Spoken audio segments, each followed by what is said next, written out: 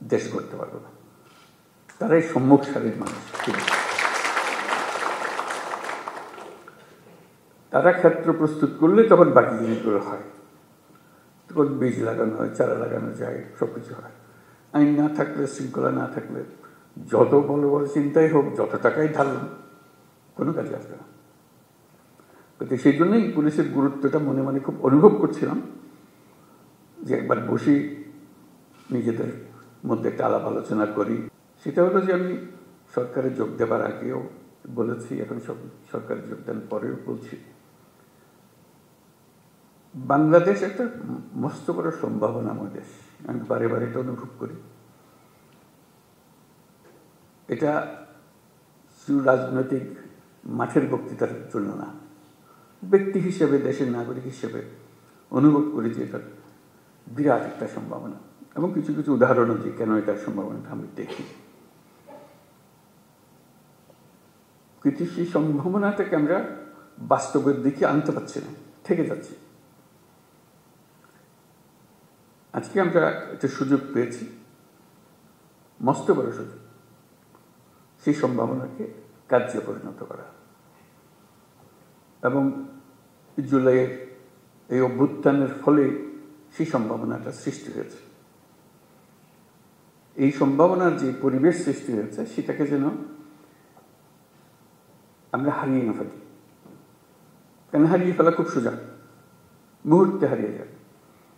এই সম্ভাবনাকে ধরে রাখা, যেটুকু সময় আমাদের আছে সেটুকু সময়ের মধ্যে আমরা চেষ্টা করব, ভবিষ্যতে যারা আসবে তারা আশা করি চেষ্টা করবে, পথটা যেন আমরা সৃষ্টি করে দিই। আমি মনে করি বাংলাদেশ পৃথিবীর যে সমস্ত অগ্রগামী দেশ আছে, যারা পৃথিবীতে নেতৃত্ব দেয়, তাদের মধ্যে একটা হতে পারে। এরকম একটা দেশের সম্ভাবনা আছে, যে নতুন করে আমাদের যাত্রা শুরু হলো। এটা একটা মস্ত বড় সুযোগ। এই সুযোগটার উপরে আমি আন্ডারলাইন করছি, এই সুযোগটা যেন আমরা হারিয়ে না ফেলি। এটা শুধু মুখে বললে তো হবে না, সেটা ওই যে আজকের যে আলোচনা হচ্ছে সেটার মাধ্যমে ওটা করতে হবে, যে সুযোগগুলো সৃষ্টির জন্য তারও একটা পরিবেশ লাগে, সেই পরিবেশটা সৃষ্টি করা। তো সেখানে পুলিশ বাহিনী একটা মস্ত বড় ভূমিকা পালন করে। ওই যে বললাম, আইন ও শৃঙ্খলা। আইনটা যদি আমরা সঠিকভাবে প্রয়োগ করতে পারি, শৃঙ্খলা যদি প্রতিষ্ঠিত করতে পারি, তাহলে যে কোনো যুদ্ধ জয় সম্ভব।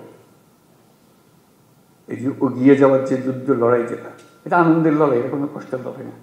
যত এগিয়ে যায় তত ফুর্তি লাগে, নিজের কাছে ফুর্তি লাগে, নিজের ছেলে মেয়েদের সঙ্গে কথা বলতে ফুর্তি লাগে, যে আমরা একটা কাজ করছি, তারা দেখছে, তারা উদ্বুদ্ধ হচ্ছে, এবং নিজের তুষ্টি হচ্ছে যে আমি একটা এমন ভূমিকায় আছি, যে ভূমিকায় দেশের একটা পরিবর্তন হবে। আমরা নতুন বাংলাদেশ বলে শব্দটা বলি সবসময়, নতুন বাংলাদেশ, এটা কথার কথা না। এটা নতুন বাংলাদেশ আমরা এই জন্য বলি যে পুরনো বাংলাদেশ হচ্ছে অন্ধকার এক যুগ, আমাদের ভয়ঙ্কর একটা যুগ। সেই ভয়ঙ্কর দিন থেকে আমরা সুন্দর ঝলমলে একটা দিন আসতে চাই, সেটা হলো নতুন বাংলাদেশ। পুলিশ বাহিনীরও মুশকিল হলো ওই অন্ধকার যুগের তারা অ্যাক্টিভ পার্টিসিপেন্ট ছিল, নিজের ইচ্ছায় না, সরকারি কাজ করতে হয়, কাজ করেছে, আমরা কাজ করছি, আমাদের হুকুম পেয়েছে, করেছে, করতে করতে আমরা ওরকম চিন্তাতে পড়ে গেছি। কাজে নতুন বাংলাদেশ সৃষ্টি করার জন্য তোমাদেরকে ওই চিন্তার থেকে বেরিয়ে আসতে হবে, যে না, আমরা নতুন বাংলাদেশ সৃষ্টি করবো।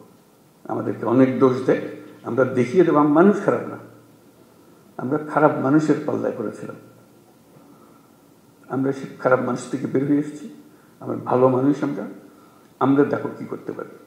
সেই দৃঢ় চিন্তাটা মাথার ভিতরে রাখতে হবে, যে আমরা একটা দেখিয়ে ছাড়বো। আমাদেরকে সবাই গালিগালাজ করে, মন্দ বলে, আমাদের কাজের মাধ্যমে আমরা দেখাবো যে আমাদের হাত দিয়েই এই নতুন বাংলাদেশ সৃষ্টি হবে। আমরা একটা তাতে বড় রকমের ভূমিকা পালন করব, কারণ আমাদের কাছেই রয়েছে আইন এবং শৃঙ্খলা। এটা আমরা প্রতিষ্ঠা করব। এটা প্রতিষ্ঠিত করতে পারলেই ওই এনভায়রনমেন্টটা সৃষ্টি হয়, যেখান থেকে এটা উড়ান দেবে।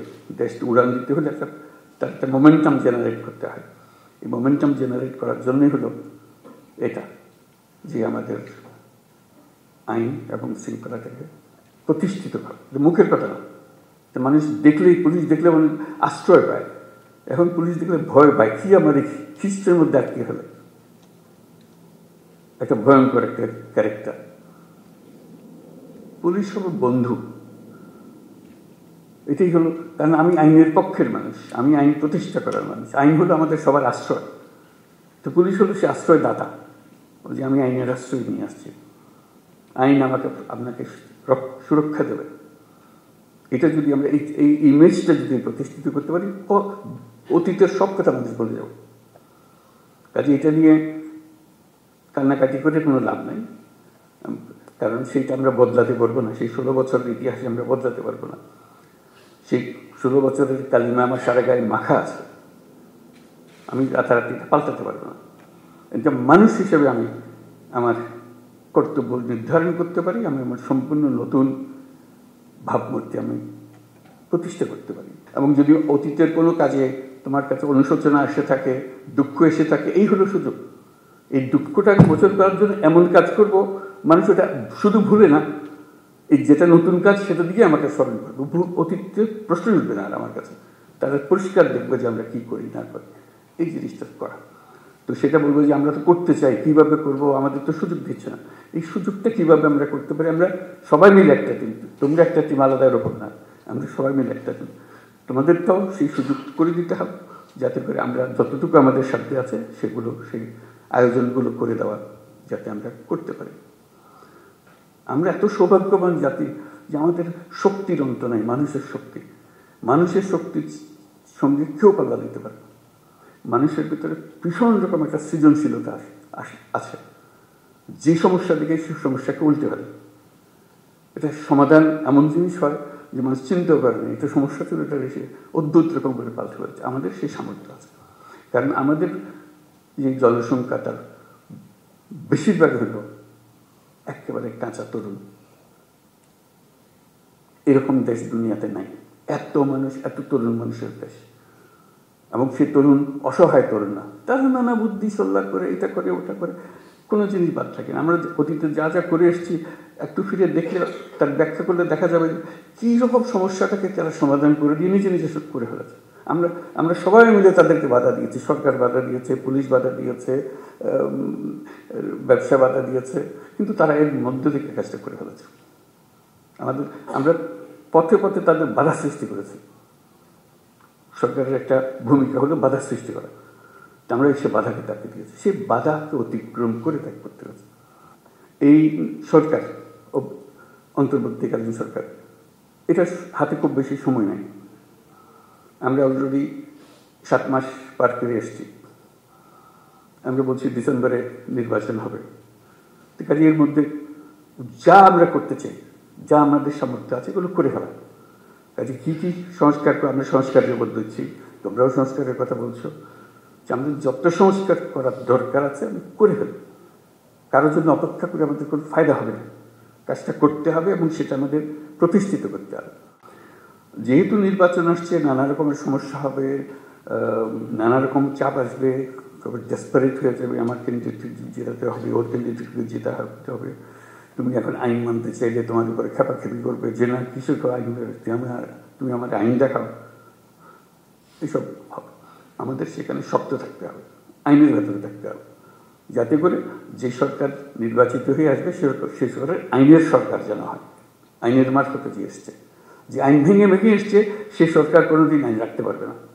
শুধু ভয় হলো আবার অন্ধকারে যেন হারিয়ে না যায়। এক মহা অন্ধকার থেকে আমরা পার হয়ে এসেছি, আমাদের কপাল ভালো, ছাত্ররা আমাদেরকে সেটার থেকে মুক্তি দিয়েছে। আমরা যেন আবার এই গর্তের মধ্যে ঢুকে না পারি, তাহলে আমাদের আর রক্ষা নেই, আমাদেরকে কেউ আর উদ্ধার করতে পারবে না।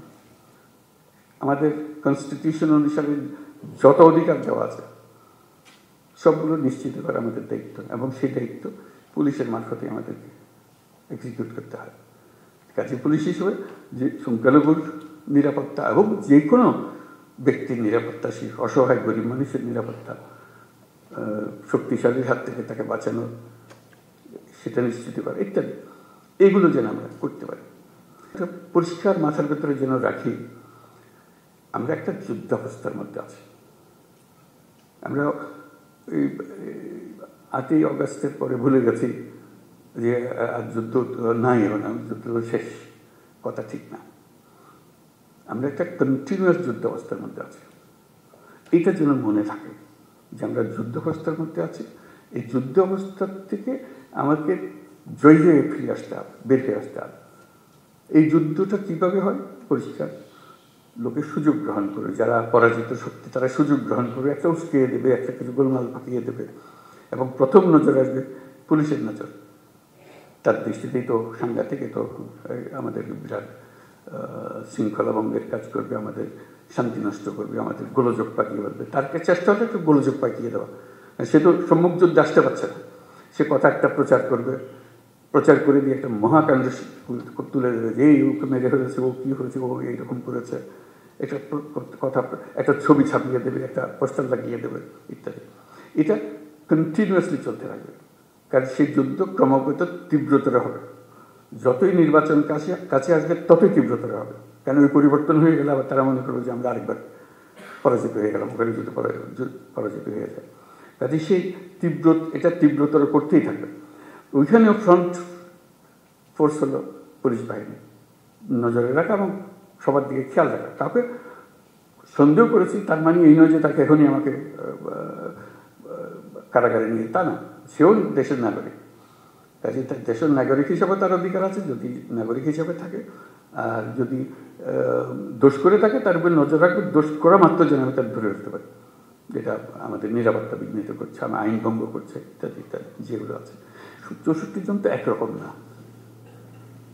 একটা হলো যে ব্যক্তিগতভাবে একরকম না, একটা হলো যে কেউ অ্যাক্টিভ, কেউ একটু ইনঅ্যাক্টিভ, দুদিন পরে করতেছে, আজকে যেটা করার কথা কালকে বলবো, পরশু করবো, এরকম।